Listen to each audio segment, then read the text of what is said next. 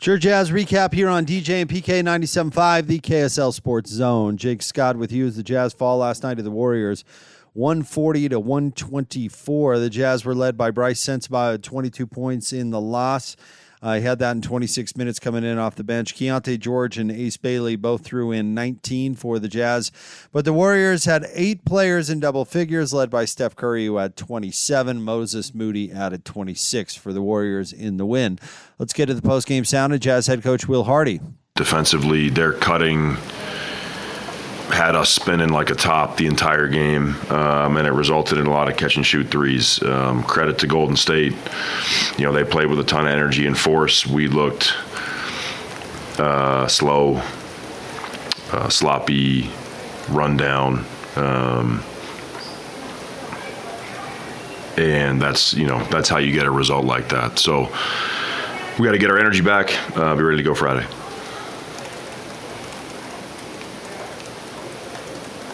Can you go into kind of more detail on kind of what you're looking for defensively in this game? Yeah, I mean, you can't get back cut 75 times in the game.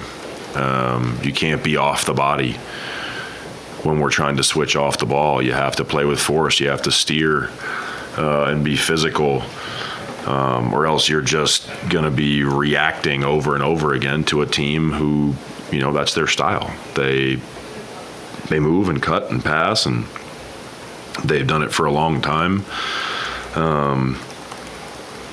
And when they get you spinning like that, they do a great job of making decisions that result in catch and shoot threes.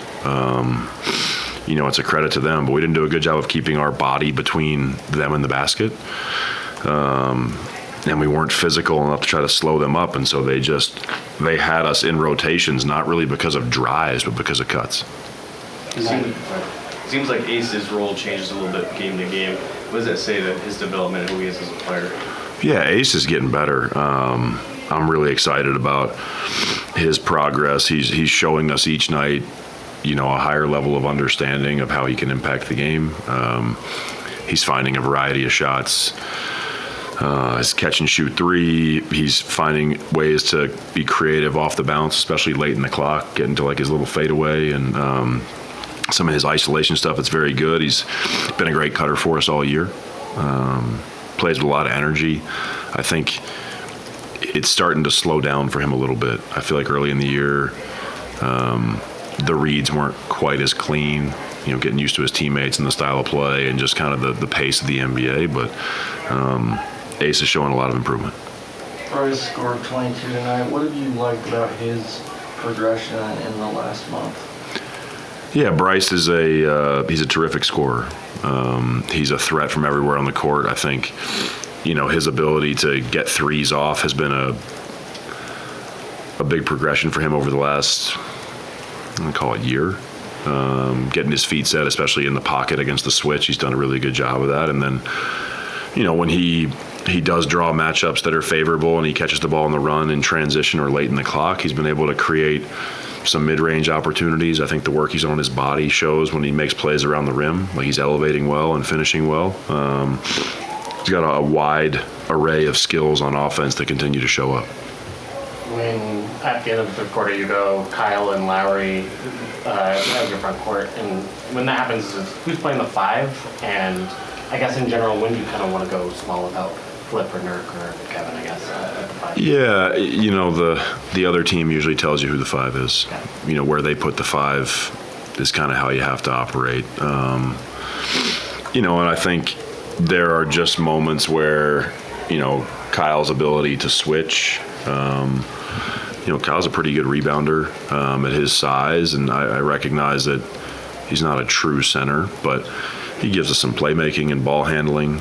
Made a couple of great, late drop-off passes tonight. So it's something that we've tinkered with more and more this year.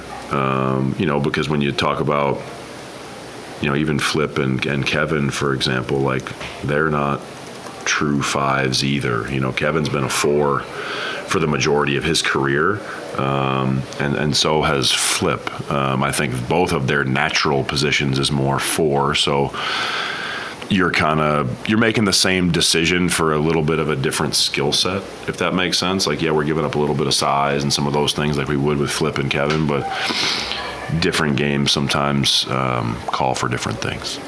You touched on it, but what are kind of the unique challenges that Golden State presents for your defense? Yeah, they do a great job of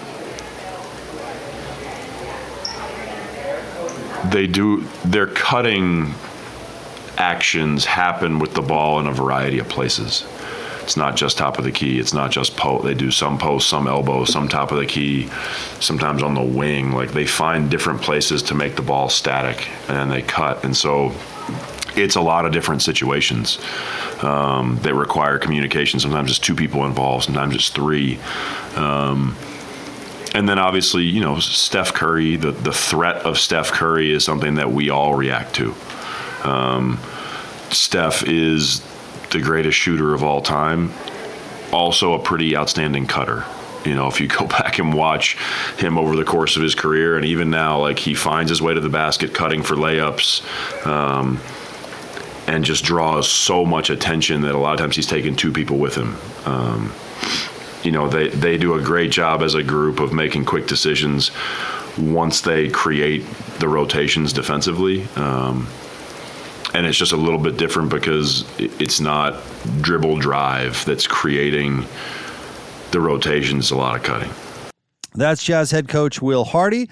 Let's now move on to Keontae George. Well, it's always cool to, go against the best in our league and, been able to have some good battles against the Warriors since, I've been in the league. And, as a team, we've been able to battle against them. So it's always fun when you play somebody that, you see watching on the TV and, that group has a lot of success and, that's what we're striving for. So, it's always fun to compete and, see where you're at. I like, though, that, they're guys that you've looked up to. They've won championships. But the young guys, like Ace isn't unafraid. He's going right inside. Flip goes right into Draymond. How are you guys? It's cool to play against them, but you're not, taking a back seat in any way. It's our profession. At the end of the day, we love to hoop.